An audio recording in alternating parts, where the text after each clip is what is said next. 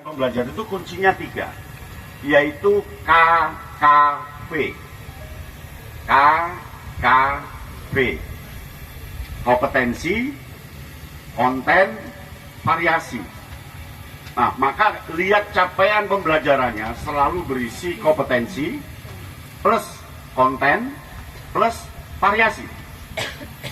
Contoh, ketika di capaian pembelajaran ada menganalisis teks narasi, menganalisis itu kompetensi, cirinya kata kerja, kontennya teks narasi atau metamorfosa atau apalah kalau di bahasa Inggris ya grammar, kalau di IPS ya sejarah Indonesia, itu konten. Lalu harus ditambah satu variasi dengan dialog, dengan wawancara, dengan apa. Nah, kata dengan ini harus memperhatikan asesmen siswa. Berarti pembina kalau ingin mendukung kurikulum merdeka harus paham betul asesmen peserta didik. Nah, peserta didik itu aku ngadeg ya. Ben ketok ya. Nek ganteng wis ket wingi ya. Jadi yang paling penting adalah menguasai kompetensinya. Cirinya kata kerja di situ. Kalau SKU ya penggalang dapat mengibarkan. Nah, mengibarkan itu kompetensi. Bendera itu konten, ya kontennya. Lalu dengannya ini yang bebas, yang merdeka. Mengapa merdeka? Harus sesuai dengan karakter siswa. Jadi guru itu harus paham, pembina itu harus paham karakter siswa. Nah, siswa itu ternyata setelah saya analisis ada 10 perbedaan karakter. 1 perbedaan kepribadian. Kalau dari sisi kepribadian ada siswa sanguinis, siswa melankolis, siswa pragmatis, masih ingat? Nah itu, kalau nanti latihan pramuka ngadepi siswa melankolis seperti apa? Pragmatis seperti apa? Sanguinis seperti apa? Nah pertanyaannya, pembina blas ora gablek pengetahuan tentang apa itu melankolis, apa itu sanguinis, ya kan gitu. Nah itu 1 dari ciri kepribadian. 2 dari ciri gaya berpikir. Ada anak berpikir otak kanan, ada anak berpikir otak kiri. Nah yang kanan itu koyo opo, yang kiri itu seperti apa, pembina ya orang ngerti, si penting kabeh disentai, kan gitu. Nah, kalau memang itu berarti belum merdeka. Yang ketiga, itu dari sisi gaya belajar. Ada siswa yang audio, siswa yang visual, siswa yang kinestetis. Dia bisa belajar nek nonton, nek delok, nek nulis, nek gambar. Itu yang visual. Dia bisa belajar nek ngrungokno. Jadi ambek turu. Ngerti sing diceritakno pembina. Ning pembinane kadung kasar, turu disepak. Jeneng kayak materi turu, padahal dia itu bergaya auditori.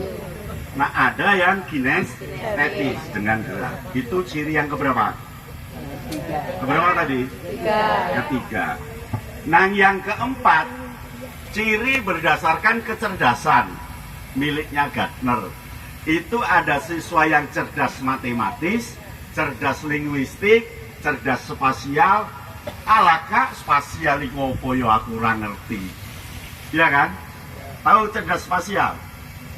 Cerdas spasial itu anak pramuka banget, karena dia ngerti etan kulon, lor idul, ngerti atas, ngerti bawah, ngerti dia posisi di mana. Itu cerdas spasial.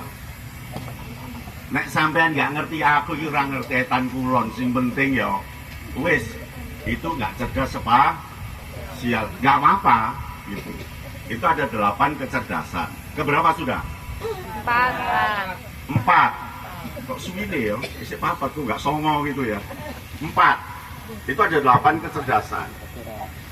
Yang kelima, siswa berdasarkan golongan darah.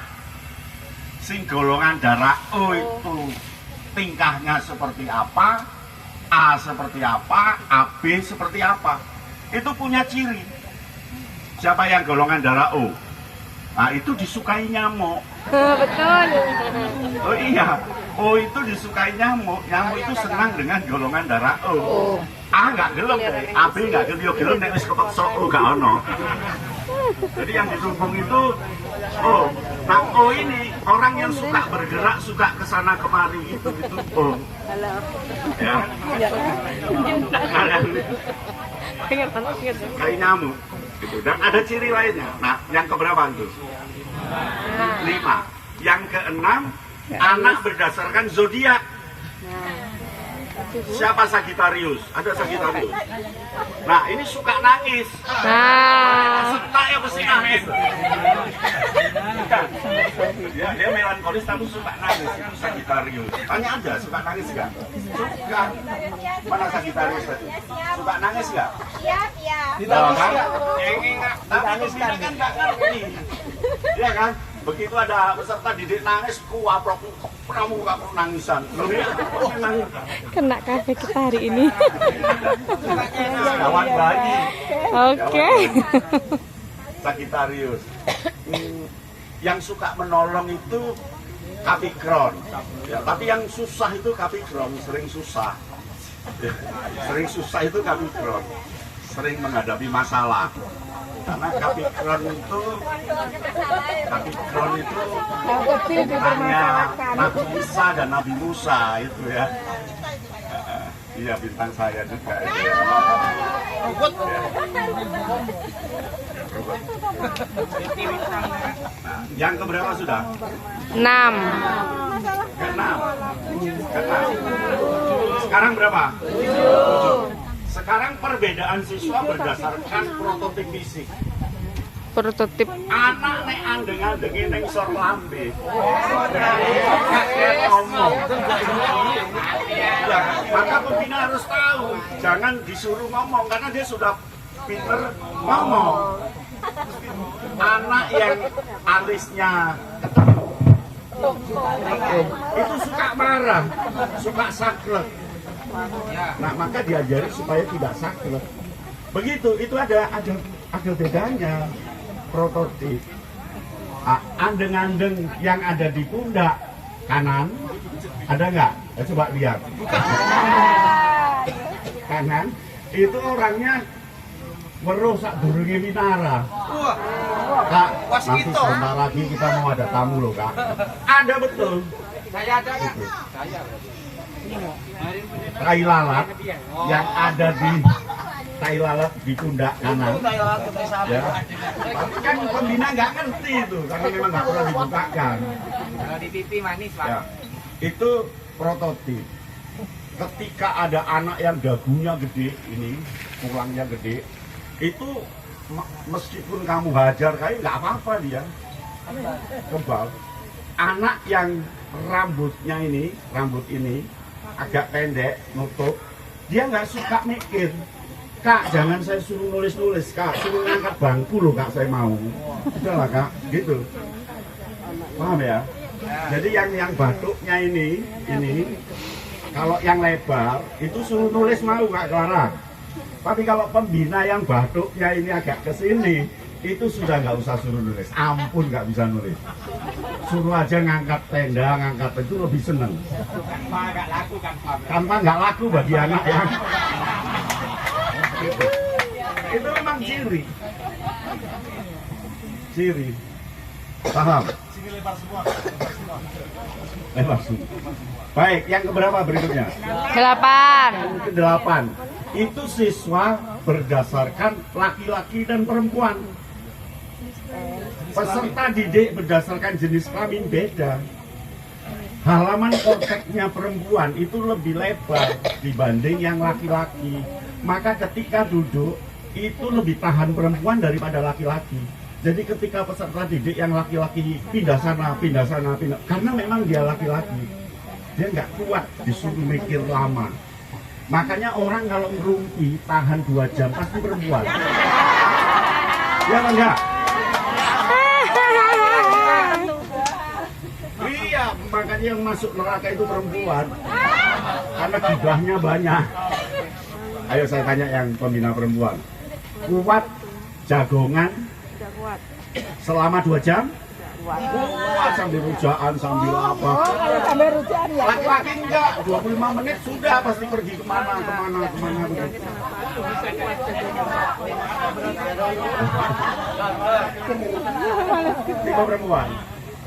Tipe perempuan. Nah nanti gampang kalau mau lihat tipe laki-laki tipe perempuan feminim atau enggak, ya. Jadi kalau ada benda, coba gini, spidol. Nah, coba ambil Mas Raga, ambil. Ya, oke bagus. Mas, ambil. Ya, itu maskulin. Tapi ada laki-laki yang begini ngambilnya. Full, ambil. Berdiri, sambil berdiri. Nah, ini maskulin. Kalau feminin, nanti Anda akan jumpai peserta didik yang feminin. Dia ngambilnya begini. Paham? Ngerti maksudnya? Jadi kalau ada anak buahmu perempuan laki-laki, tapi dia ingin ngecek dia femininnya kuat apa enggak, nanti ada supaya diajari maskulinnya ya. Ini kalau dia maskulin ngambilnya begini. Tapi kalau dia feminin, Kalau pakai kaki nggak? ya ngambilnya begini. Nah, kalau pakai kaki dia maskulin. Laku berarti. Paham? Pernah jumpai peserta didikmu ngambilnya begini? Nah itu feminin. Belum nyoba Kak. Belum nyoba. Makanya saya beritahu, ya sudah yang keberapa? 8. 8, 9. Lalu karakteristik siswa berdasarkan tempat. Tempatnya di mana? Di kota atau di desa? Dekat pasar atau di mana? Itu beda karakter. Dekat pantai atau dekat gunung? Kalau hutan suaranya pasti keras. Kalau di kampung desa suaranya pelan, nggak bisa keras. Begitu, paham ya? Nah yang ke-10, halo. Hai. Yang ke-10 ini native. Native itu keturunan. Dia turunannya sopo, ya kan? Genetiknya pasti akan nurun ke dia. Jadi PR-nya banyak untuk guru kalau mau membina merdeka. Gitu. Berarti medianya banyak, makanya disebut di situ variasi.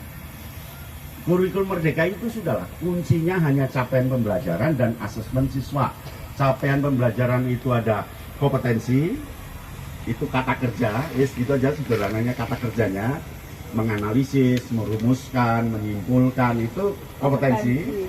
Kemudian konten itu materinya, jadi merumuskan 4 persegi panjang, ya kan, dengan lidi. Nah, dengan lidi itu variasinya karena yang dilihat anaknya tidak kinestetis, jadi dia diajari untuk lidi supaya kinestetis. Maksudnya Kak, kalau anak itu condong kinestetis, bantu dia untuk audio dan visual. Kalau anaknya condong visual, geser ke, ya mengapa? Karena 3 gaya belajar ini kan haknya anak. Potensi, bakat dasar, anugerah Gusti Allah. Lalu ketika besar